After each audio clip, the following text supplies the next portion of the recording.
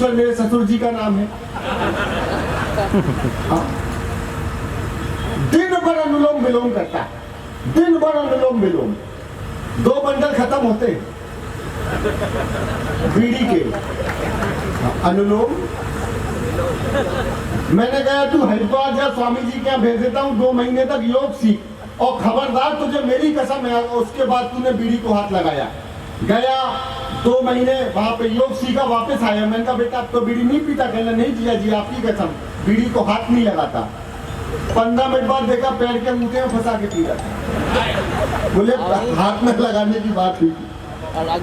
तो एक मैं आपको एक बहुत कुछ सुनाने का मन है, लेकिन मुझे ये पता है कि मेरे सामने जो बैठे हैं इसमें 90% लोग कवि हैं, और जो हमारी छोटी बहन ने एक बहुत अच्छा विषय छुआ है। मैं माता करणी के मंदिर में आया हूँ। मैं आपको हास्य की और बहुत सी चीजें सुनाऊंगा, लेकिन मैं अपने जीवन की श्रेष्ठ कविता सुनाता हूँ 2 बेटियों का पिता होने के नाते।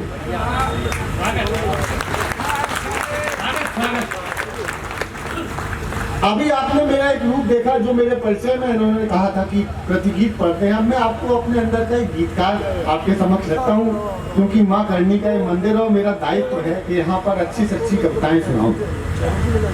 4 पंक्तियां, लेकिन मैं लालू प्रसाद यादव जी की बेटी को जरूर सौंपना चाहता हूँ। जब उनकी किडनी खराब हुई तो उनके परिवार में, उनके संगठन के इतने लोग हो सकते थे जो उन्हें अपनी किडनी दे सकते थे, लेकिन लालू जी की बेटी सामने आई। उन्होंने कहा ये मांस का टुकड़ा मैं अपने पिता को दूंगा। ये 4 पंक्तियां राजस्थान में खड़े होकर सुना रहा हूँ। जहां कहीं लालू जी की बेटी हो वहां तक माँ करणी का आशीर्वाद वहां पहुंचना चाहिए। आपकी तालियों के रूप में सुन लीजिएगा कि धीरे से चुपचाप बड़ी हो जाती है, धीरे से चुपचाप बड़ी हो जाती है, संबंधों की मुख्य कड़ी हो जाती है। ये पापा की परियां पापा की खातिर, ये पापा की परियां पापा की खातिर, यम के आगे स्वयं खड़ी हो जाती है, यम के आगे स्वयं खड़ी हो जाती है, यम के आगे स्वयं खड़ी हो जाती।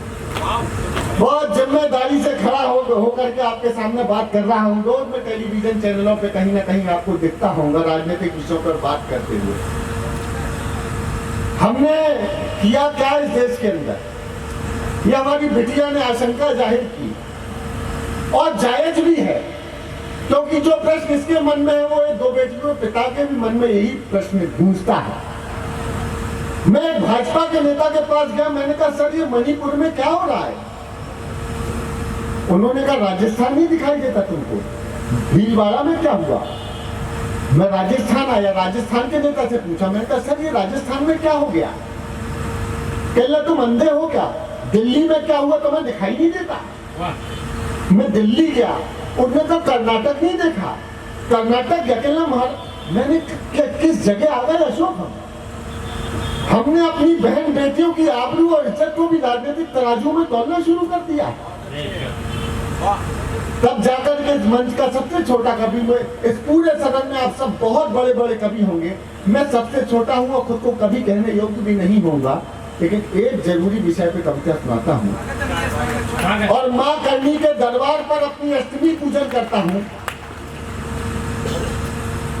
एक खबर पड़ी बहन जी, कुल 2 महीने की बिटिया के साथ कहीं दरिंदगी हुई मध्य प्रदेश में।